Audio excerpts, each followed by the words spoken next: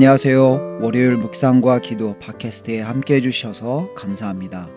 오늘 묵상하실 로마서 5장 12절부터 21절 말씀을 통해 하나님의 은혜를 기억하시고 감사드리는 시간이 되시기를 바랍니다. 그러므로 한 사람으로 말미암아 죄가 세상에 들어오고 죄로 말미암아 사망이 들어왔나니 이와 같이 모든 사람이 죄를 지었으므로 사망이 모든 사람에게 이르렀느니라. 죄가 율법 있기 전에도 세상에 있었으나 율법이 없었을 때에는 죄를 죄로 여기지 아니하였느니라. 그러나 아담으로부터 모세까지 아담의 범죄와 같은 죄를 짓지 아니한 자들까지도 사망이 왕노릇하였나니 아담은 오실자의 모형이라. 그러나 이 은사는 그 범죄와 같지 아니하니 곧 한 사람의 범죄를 인하여 많은 사람이 죽었은즉 더욱 하나님의 은혜와 또한 한 사람 예수 그리스도의 은혜로 말미암은 선물은 많은 사람에게 넘쳤느니라.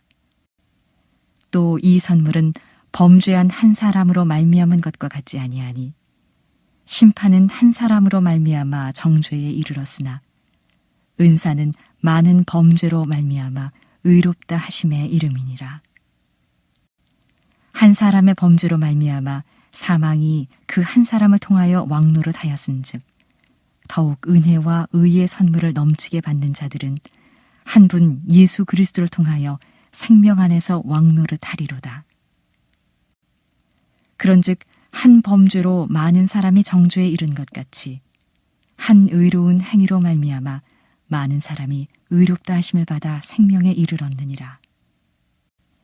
한 사람이 순종하지 아니함으로 많은 사람이 죄인 된 것 같이 한 사람이 순종하심으로 많은 사람이 의인이 되리라. 율법이 들어온 것은 범죄를 더하게 하려 함이라. 그러나 죄가 더한 곳에 은혜가 더욱 넘쳤나니 이는 죄가 사망 안에서 왕노릇한 것 같이 은혜도 또한 의로 말미암아 왕노릇하여 우리 주 예수 그리스도로 말미암아 영생에 이르게 하려 함이라.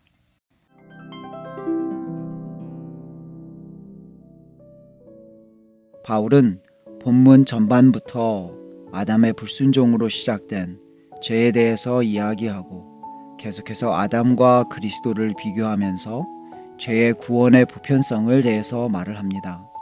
구약 시대의 율법 개념이 아닌 십자가의 죽음에 예수 그리스도로 말미암아 새로운 피조물의 시대, 고린도후서 5장 17절 말씀에서 말씀하신 것처럼 하나님이 지배하시는 새로운 은혜의 삶을 강조합니다. 이 말씀은 우리의 삶 속에서 어떤 도움이 될 수 있을까요? 첫 번째로는 에덴 동산의 아담을 보며 죄의 대가를 볼 수가 있습니다. 죽음이라는 것은 모든 사람들이 맞이해야만 하는 것입니다. 지금도 죽음에 대한 두려움과 질문이 많이 있다면 바울의 시대에도 더 많은 질문과 두려움이 있었습니다. 이런 사람들에게 바울은 죽음의 후를 이야기하기 전에 죽음이 들어오게 된 시작을 12절 말씀을 통해 나눕니다. 그러므로 한 사람으로 말미암아 죄가 세상에 들어오고 죄로 말미암아 사망이 들어왔나니 이와 같이 모든 사람의 죄를 지었으므로 사망이 모든 사람에게 이르렀느니라. 여기서 말하는 한 사람이라는 누구를 이야기하는 건가요? 우리가 알고 있는 아담에 대해서 이야기를 하는 것입니다. 아담이 어떻게 해서 죄를 세상에 들어오게 해왔나요?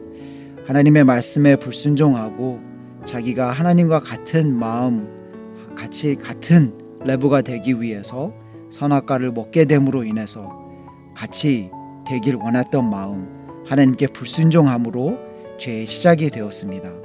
말씀을 계속 보면 오직 불순종으로 끝난 것이 아닌 죄로 인한 대가로 죄에 말미암아 사망이 들어왔다고 합니다. 때로는 너무 쉽게 받아들이는 죄라는 것은 12절 말씀을 보면 사람들에게 오는 사망의 원리가 된 것입니다.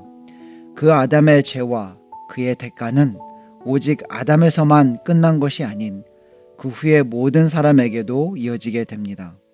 이런 말씀이 많은 사람들이 받아들이기는 참 싫어하는 말씀입니다.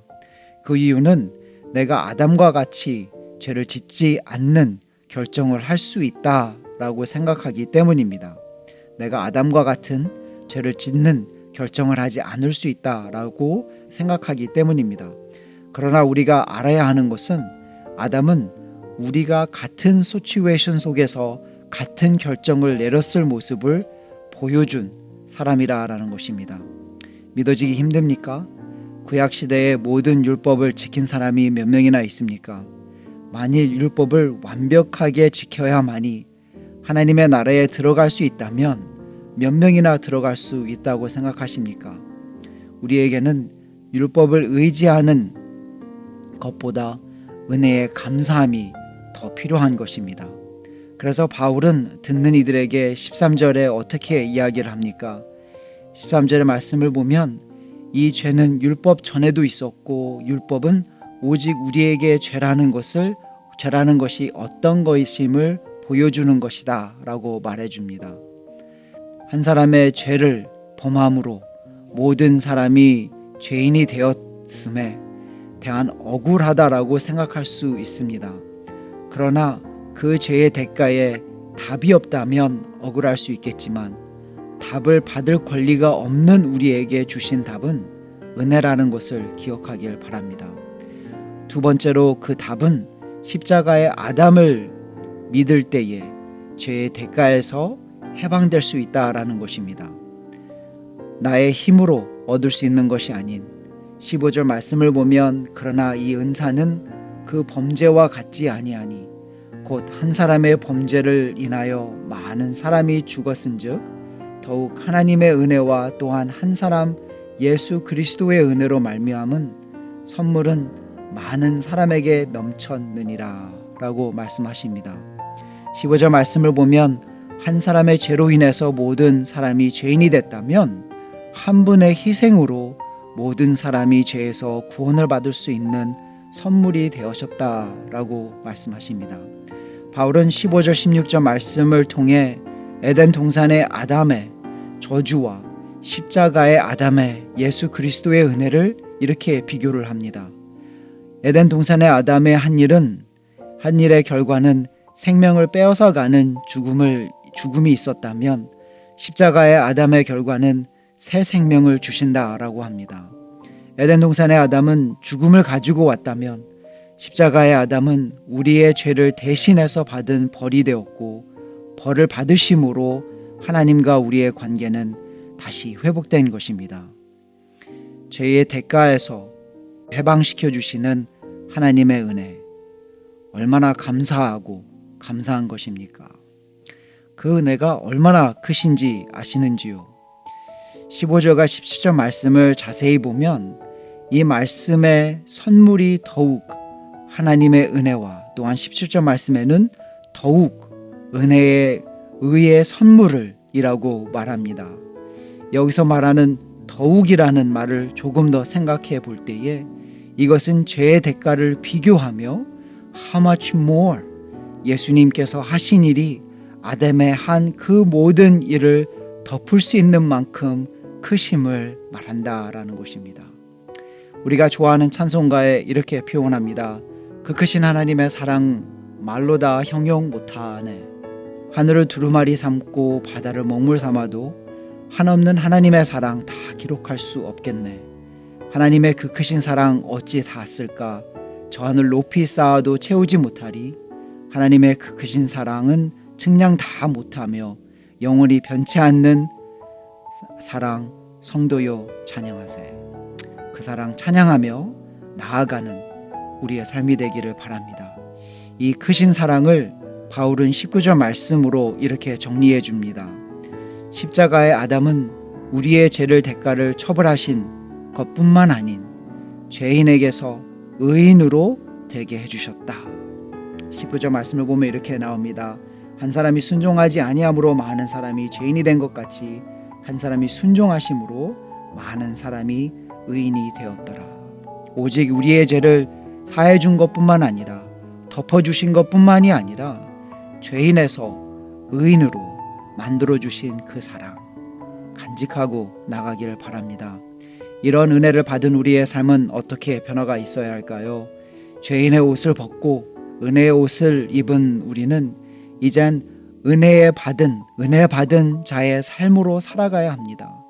죄에 매여 죽을까봐 쩔쩔매는 인생에 사는 것이 아닌 하나님께서 주신 은혜의 선물을 택하고 그 능력으로 살아갈 때 더 사랑하고 용서하고 주님께 더 가까이 나가기 원하는 그러한 풍성한 하루가 될 줄 믿습니다.